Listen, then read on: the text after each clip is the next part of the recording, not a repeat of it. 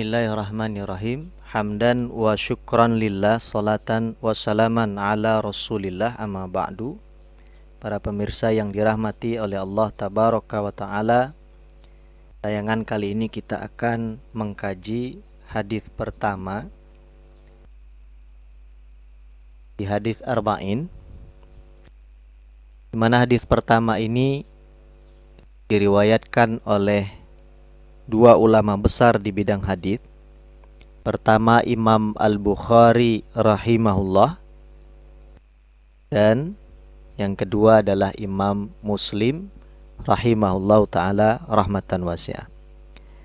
Ada catatan penting dari Imam An-Nawawi mengenai kitab hadis dari kedua ulama besar ini. Kita dapati di dalam kitab At-Taqrib, beliau rahimahullah ta'ala rahmatan wasi'ah menyampaikan,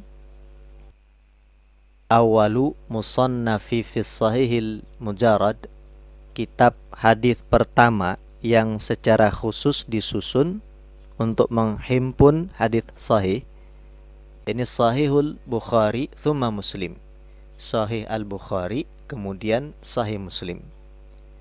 Wahuma asahul kutubi ba'dal Qur'ani. Kedua kitab sahih tersebut ialah kitab yang paling otentik setelah Al-Quranul Karim. Kemudian kita dapati di dalam penulisan sanad hadis pertama ini, sanad hadis tidak ditulis secara lengkap, dan tentu saja ini memiliki maksud dan tujuan. Bagaimana yang diungkap pada pendahuluan hadis arba'in dikatakan, liyas hula hifzuha wa ya ummal intifa'u biha insyaallah ta'ala, agar lebih mudah dihafal dan dipahami, dan juga agar hadis arba'in ini bermanfaat bagi semua kalangan. Apa pelajaran yang bisa dipetik dari hadis yang mulia ini? Sedikit yang bisa kami sampaikan, mari sama-sama kita perhatikan.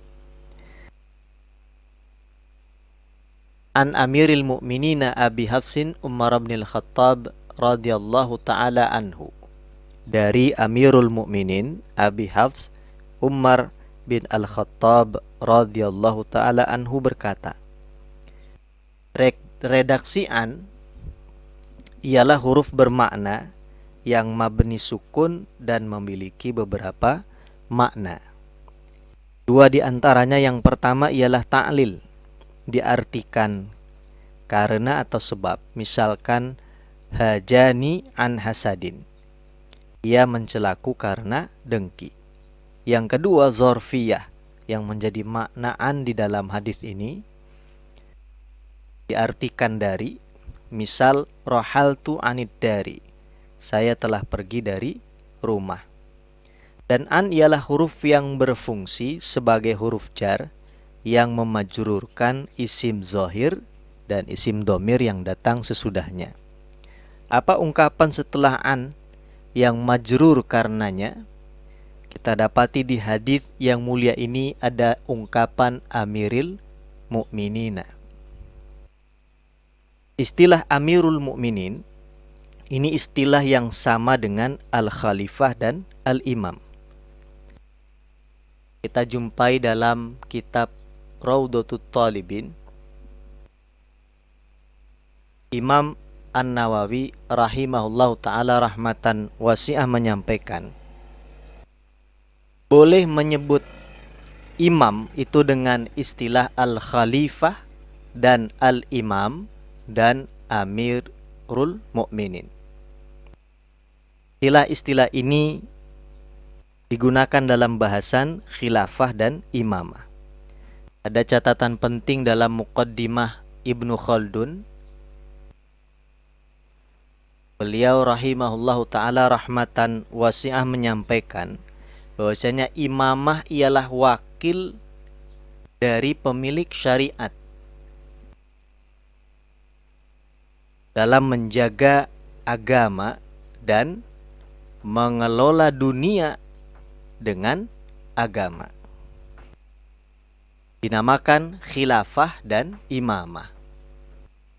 Memegang urusan khilafah dan imamah itu disebut dengan khalifah dan imam. Khalifah sendiri kita temui definisinya di dalam Mu'jam Lughah Al-Fuqaha. Profesor Wasqal Aji menyampaikan bahwasannya khalifah yakni pihak yang memegang amanah kepemimpinan umum umat Islam, yakni Raisul A'la Lidaulatil Islamiyah, kepala negara dari negara Islam.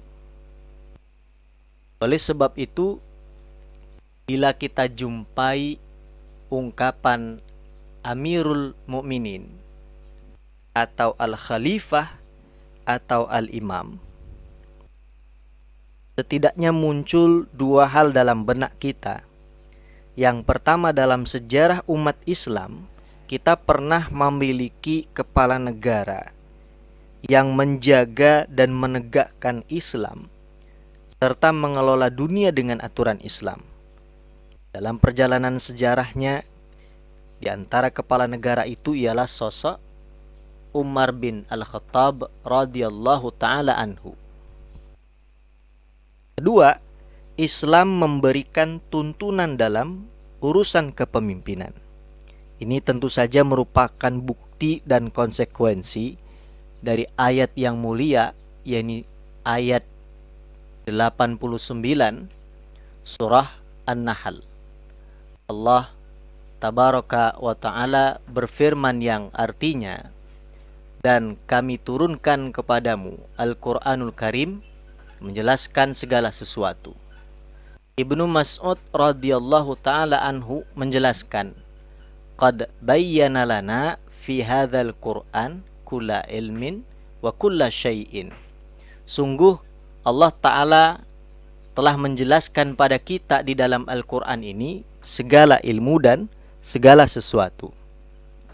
Kemudian Al-Hafiz Ibnu Katsir rahimahullah ta'ala rahmatan wasi'ah menyampaikan, sungguh Al-Quranul Karim mencakup segala ilmu yang bermanfaat, terdiri dari kabar-kabar terdahulu dan berita-berita yang akan datang, dan di dalamnya juga ada hukum halal dan haram dan apa saja yang manusia butuhkan dalam urusan dunia mereka dan agama mereka, dan kehidupan dunia mereka dan kehidupan akhirat mereka.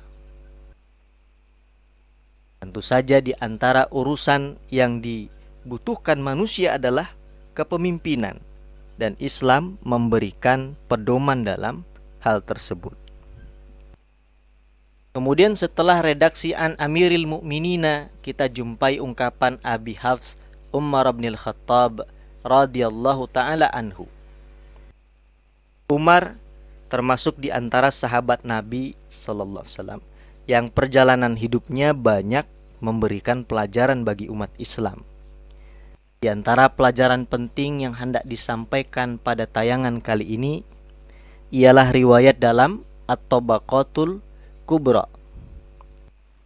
Riwayat ini dari Jami' bin Shaddad dari ayahnya, yang mengisahkan pada kita ucapan pertama yang disampaikan Umar ketika di atas mimbar, dan itu pasca pengangkatannya menjadi kepala negara bagi umat Islam yang menjaga agama, menegakkan agama dan mengelola dunia ini dengan Islam.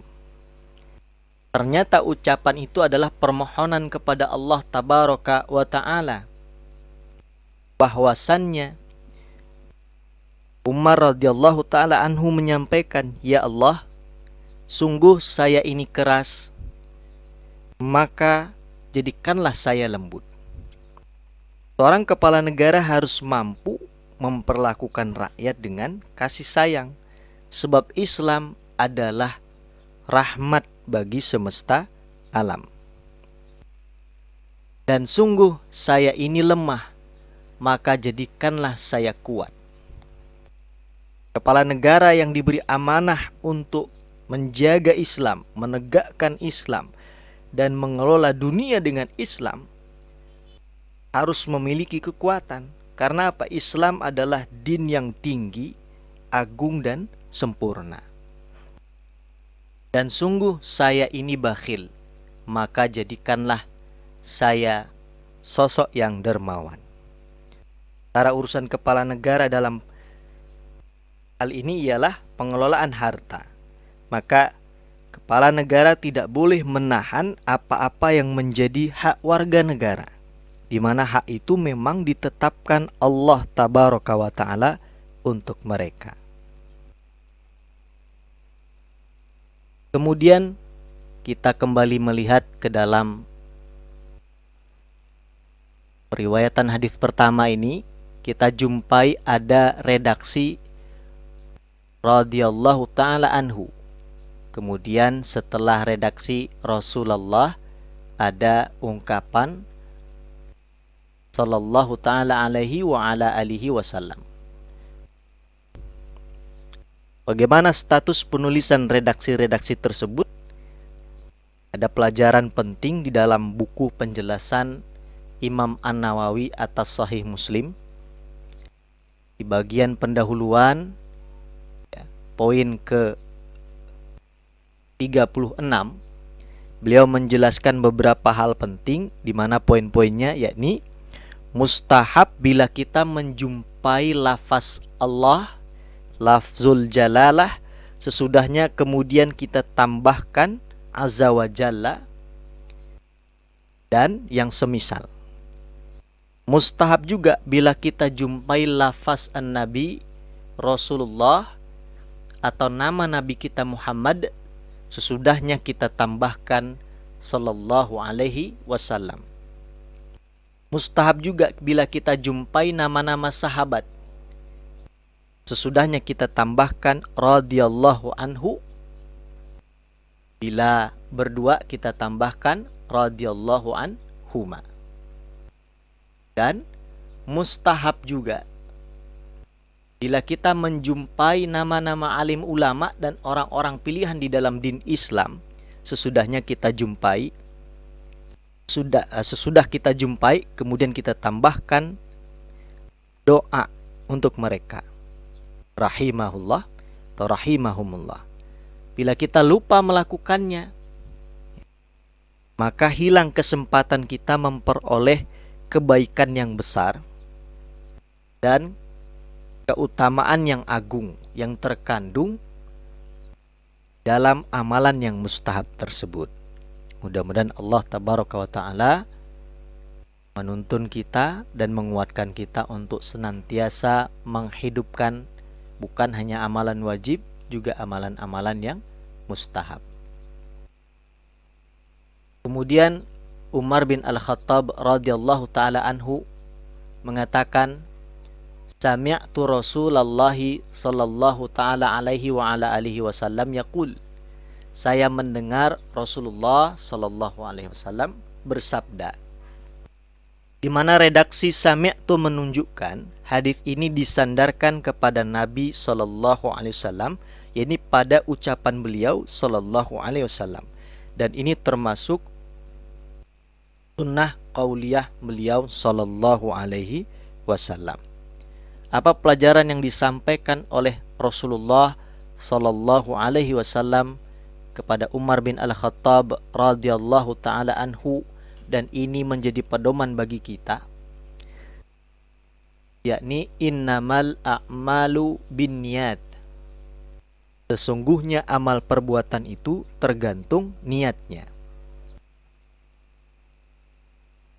Innama ini termasuk perangkat qasar karena mengandung makna nafi dan istisna.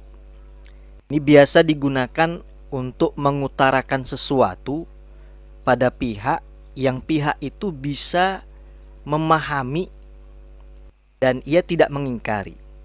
Nah, faedahnya dalam rangka untuk mengingatkan. Kemudian al-a'mal ini adalah bentuk jamak dari al-amal dan termasuk redaksi umum yang meliputi tindakan-tindakan berupa perbuatan yang ketika dilakukan belum jelas maksud dan tujuannya. Dari mana dikatakan demikian? Dari siyakul kalamnya. Sebab di dalam hadis ini disebutkan bisa jadi hijrah itu dalam rangka meraih keridhaan Allah tabaraka wa taala dan kecintaan Nabi Muhammad sallallahu alaihi wasallam, atau bisa jadi untuk dunia, atau bisa jadi juga untuk wanita. Yang membatasi maksud al-a'mal di dalam hadis ini. Kemudian kita dapati biniat di sini ada ba yang merupakan huruf bermakna yang hukumnya mabni kasrah dan memiliki beberapa fungsi. Yakni huruf jar yang punya banyak makna. Di antara maknanya adalah musahabah. Ya, seperti pada ungkapan bi'tu hadzal dara bi atsasiha. Saya jual rumah ini beserta perabotannya. Dan juga bisa bermakna sababiyah, misalkan pada ungkapan matal faqiru bil ju'. Sebab kematian al-faqir itu adalah lapar, kelaparan. Dalam Fathul Bari disebutkan, kita jumpai keterangan bahwa sabda Nabi SAW biniat itu baknya lil musahabati wa yuhtamalu an takuna lissababiyah. Mengenai definisi daripada niat itu sendiri, di sini Al-Hafiz Ibnu Hajar Al-Asqalani rahimahullahu ta'ala rahmatan wasi'ah menyampaikan bahwasannya Imam An-Nawawi rahimahullahu ta'ala rahmatan wasi'ah menyampaikan niat itu adalah al-qasdu, yakni maksud, tujuan. Wahiyya azimatul qalbi, yakni keinginan yang ada di dalam hati. Nah, apakah amal yang dimaksud di sini adalah semua bentuk tindakan? Ya, apakah amal yang dimaksud di sini adalah semua bentuk tindakan manusia? Kita dapati penjelasan menarik di dalam kitab Al-Buyu'ul Qadimah disusun oleh Syekh Yusuf Sabatin, salah seorang ulama pejuang yang bercita-cita melanjutkan kembali kehidupan Islam. Beliau jelaskan bahwasannya tindakan manusia itu ada dua, dan dua-duanya diatur di dalam Islam. Ada tindakan berupa kata-kata, ucapan, dan juga ada tindakan berupa perbuatan, fi'liyah. Tindakan berupa kata-kata juga terbagi dua. Yang pertama bisa disebut dengan akad, dan yang kedua bisa dikatakan tasarruf saja. Yang pertama, tindakan berupa kata-kata yang berasal dari seseorang, yang itu merupakan balasan timbal balik yang sebanding dari pihak lain. Seperti misalkan ada orang yang mengatakan kepada pihak lain, saya jual kitab ini dengan harga sekian, maka yang lain tadi mengatakan saya terima. Ini jenis pertama yang disebut akad, dan ini merupakan bagian dari tindakan berupa kata-kata qauliyah. Yang kedua, itu tindakan berupa kata-kata yang berasal dari satu pihak saja. Dicontohkan di sini talak, kemudian pengakuan atas hutang, pengakuan atas suatu perbuatan, dan yang serupa dengannya. Ini juga merupakan bagian dari tindakan berupa kata-kata yang bagian pertama dan kedua, yakni akad dan tasarruf ini, Syekh katakan keduanya itu sempurna dengan kata-kata, tidak dengan perbuatan. Oleh karena itu, niat tidak menjadi rukun pada tindakan berupa kata-kata. Adapun yang kedua, ini tindakan berupa perbuatan, juga terbagi dua. Yang pertama adalah perbuatan indrawi yang menunjukkan apa maksud dari perbuatan tersebut. Sehingga niat tidaklah dibutuhkan, dengan kata lain tidak menjadi rukun dari perbuatan tersebut. Dicontohkan di sini mengelola tanah. Ini untuk bercocok tanam. Juga dikatakan di sini seperti makan, tidur, atau minum. Ini semua tindakan berupa perbuatan jenis pertama, yakni perbuatan indrawi yang langsung menunjukkan maksud dan tujuannya. Kemudian tindakan berupa perbuatan yang kedua, itu ketika dilakukan belum jelas apa maksud dan tujuannya. Seperti misalkan wudhu. Menggunakan air di sana apakah untuk membersihkan badan atau untuk memenuhi syarat sah dalam pelaksanaan ibadah sholat. Kemudian sholat. Gerakan anggota badan dan ucapan yang dituturkan itu apakah dalam rangka memenuhi kewajiban yang Allah Ta'ala bebankan atau untuk perkara yang lain. Kemudian perang, apakah dalam rangka untuk merampas harta dari pihak musuh atau untuk melampiaskan kemarahan atau dalam rangka memenuhi panggilan Allah Tabaraka wa Ta'ala dan Rasulnya Sallallahu Alaihi Wasallam. Kemudian safar, apakah perjalanan ini dalam rangka tamasya atau umrah atau haji atau yang lain.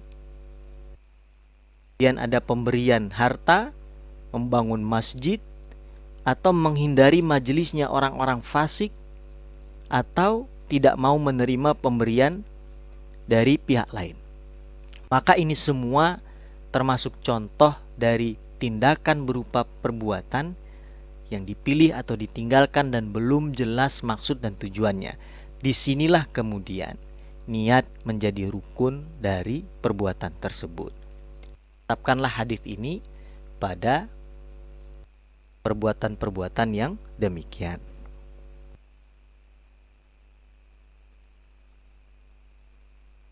Oleh karena itu, tindakan berupa perbuatan tadi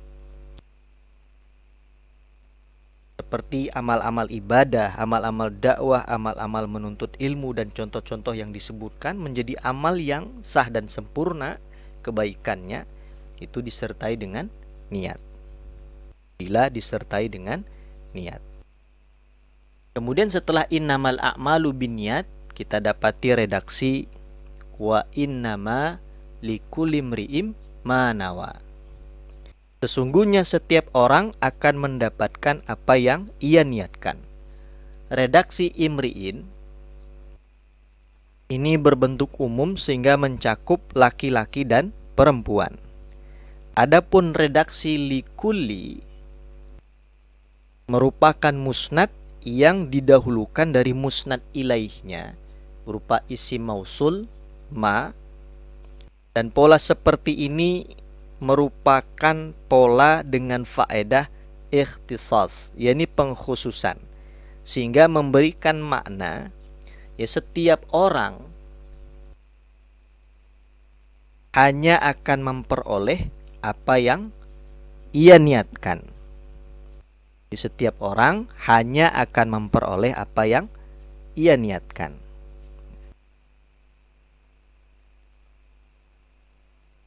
Bagaimana ia bila berniat dengan niat Allah Ta'ala dalam rangka meraih ridha Allah Ta'ala dan kecintaan kepada Rasulnya Sallallahu Alaihi Wasallam sebagai bentuk kecintaan kepada Rasulnya Sallallahu Alaihi Wasallam.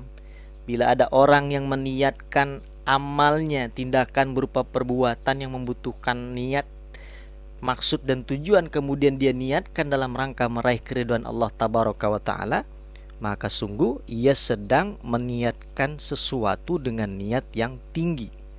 Ya, kita bisa lihat dan pahami itu dari ungkapan di sini faman kanat hijratuhu ilallahi wa rasulih fahijratuhu ilallahi wa rasulih. Ungkapan ilallahi wa rasulih Ini merupakan kinayah dari ikhlas. Kemudian redaksi berupa jawab syarat fahijratuhu ilallahi wa rasulih ini menunjukkan, ini merupakan bentuk kinayah dari balasan keutamaan yang diperoleh amal yang ikhlas, sekaligus menunjukkan betapa tingginya nilai tersebut.